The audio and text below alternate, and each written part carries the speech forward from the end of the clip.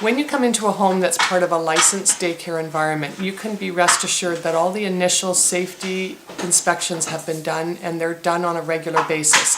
Our safety inspections encompass fire department, public health, and the ministry regulations, along with a few ones that our agency has enhanced.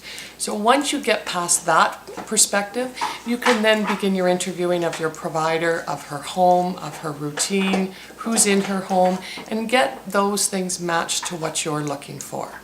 If you're in an unlicensed setting, you're going to have to start from scratch, and you're going to need to conduct your own safety inspection of the home, what homes they plan to use, and you're going to have to probably inspect it on a regular basis. Give us a sense of what you do when you come to look at a home daycare space to see if it is viable. It's a combination of things. Obviously, you want cleanliness, you want wires away, you want that that there's a safety path going through. Some of it is changeable or workable with, so if people have little knickknacks, it's easy to remind them to have those higher up in that. If it's more of a situation where a provider should be using a different room, that's something we also go through during the interview process. What we're also looking at, obviously, is their understanding of the child and child development, and hopefully understanding all the areas and all the age groups. We're looking into their understanding of what to do in different situations. So how they would deal with if a child is feeling insecure and maybe lashes out a little bit, and then how they would deal with that situation. Or if a child is crying and how to redirect maybe some activity or such so everyone's feeling more comfortable, especially a newer child, because there's always an adjustment period. So you want that understanding as well, and you know that they can bring it.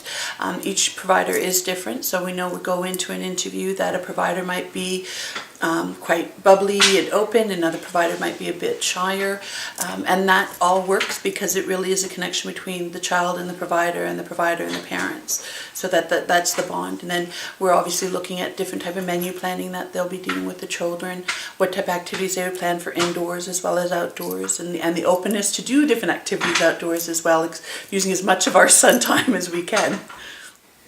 Maria, why did you want to start a home-based daycare? First, I was teacher in my country. I love kids. I working with them for many years, and the daycare is similar to my job. In the first, I love kids. That's why I love the kids. I like teach. For that, the kids here they learn alphabet, shapes, colors.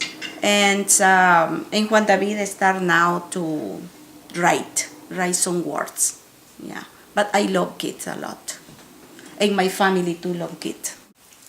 What advice would you offer for parents who are considering a home-based daycare that's licensed when they're about to do an interview with that particular provider?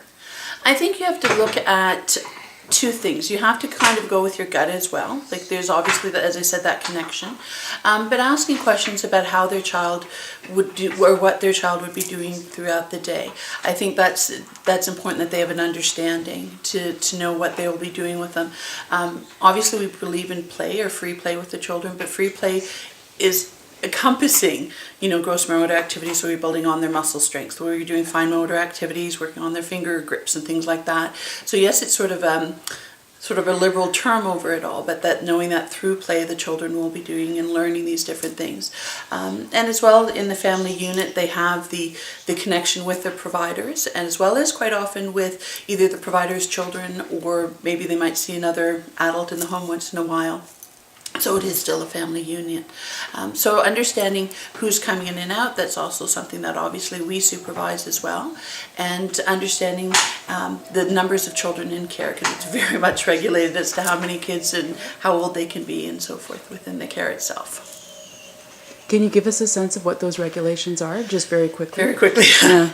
So, for instance, there's a maximum of 5 children within the care from We Watch. If a provider has children under the age of 6, they count as part of that 5. If a We Watch child is over 6, or a school-age child, they obviously still count. It's very much regulated that there's no more than 2 children under the age of 2, so we're always making sure that our numbers are correct. And then 1 between 2 and 3, and then the other 2 can be over.